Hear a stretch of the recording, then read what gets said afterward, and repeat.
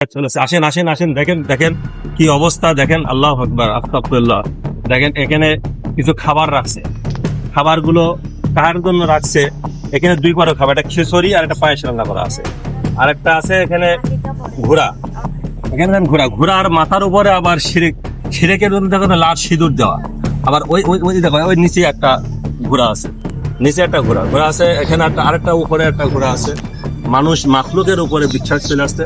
আল্লাহ সুবহানাহু ওয়া তাআলা যে সাতটির উপরে বিশ্বাস স্থাপন করার কথা বলা, আমানতু বিল্লাহি ওয়া মালাইকাতিহি ওয়া কুতুবিহি ওয়া রুসুলি ওয়াল ইয়াউমিল আখির ওয়াল কদরি ওয়া খাইরিহি ওয়া শাররিহি মিনাল্লাহি তাআলা ওয়াল বাসি বাদাল মাউত। তাহলে দেখেন এই যে সাতটা জিনিসের উপর বিশ্বাস, মানুষের কি বিশ্বাস চলে আছে। এখানে দুইটা খাবার রাখছে, এখানে কিছু ঘোড়া, দুইটা চারটা, উপরে একটা পাঁচটা, আর ওই নিচে একটা রাখছে। এই যে ঘোড়া রাখছে, এটা মানুষের কি বিশ্বাস বা কি ভালো মন্দ এটা যে দেখলো। এটা মানুষ এখন তো অনেক সচেতন মানুষ, এখন ডিজিটাল দেশ, এখন অনেক ডিজিটাল দেশে মানুষের এই বিশ্বাস কিভাবে আসে। এখন ইউটিউব সার্চ দিলে আল্লাহ সুবহানাহু ওয়া তাআলা কে চিনা এবং জানার বিষয় জানা যায়। আল্লাহ তাআলা সুবহানাহু ওয়া তাআলাকে চিনতে হলে পারে আল্লাহ তাআলা অনেক কুদরত আছে। বিশাল আসমান আল্লাহ সুবহানাহু ওয়া তাআলা তৈরি করছে, যে আসমান তৈরি করছে, যে আসমানে কোনো খুঁটি নাই, পিলার নাই। আল্লাহ সুবহানাহু ওয়া তাআলা আমাদের দাঁত দিছে, একসময় দাঁত ছিল না, দাঁত পরে দিছে আল্লাহ পাক রব্বুল আলামিন। তারপরে আবার কি করছে, দাঁতটা আবার পড়ে গেছে, তারপর আবার দাঁত দিছে। দাঁতটা কিন্তু এক পর্যায়ে আসি মানে স্থির হয়ে গেছে, আর বাড়েও না, আর কি ছোট হয় না।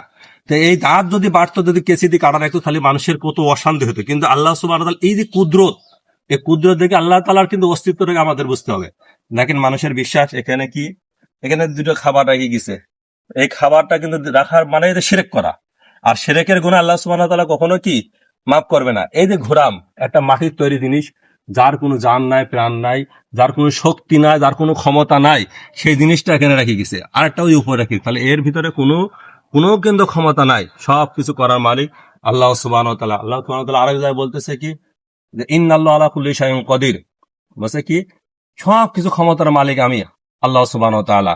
তাহলে আল্লাহ সুবহানাহু ওয়া তাআলা ক্ষমতার মালিক হয়। আল্লাহ তাআলা আরেক জায়গায় কোরআনের ভিতর বলতেছে কি, যে বিসমিল্লাহির রহমানির রহিম ওয়া নুনাজ্জিলু মিনাল কুরআনি মা হুয়া শিফাউর রাহমাতুল লিল মুমিনিন ওয়া লা ইয়াজিদু যালিমিন ইল্লা খাসারা।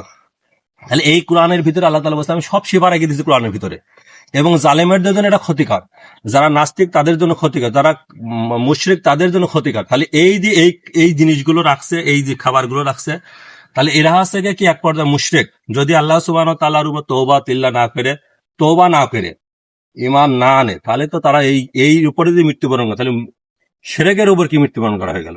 তাহলে আমরা এটা যাতে মানুষ না করে, আমরা এলাকার লোক সচেতন হয়ে, এখানে আমাদের ঈদগাহ, এখানে দুইটা ঈদের নামাজ হয়, পাশে আমাদের গোরস্থান, 2 গ্রামের গোরস্থান, সুদিরাজপুর এবং নিশ্চিন্তপুরের গোরস্থান।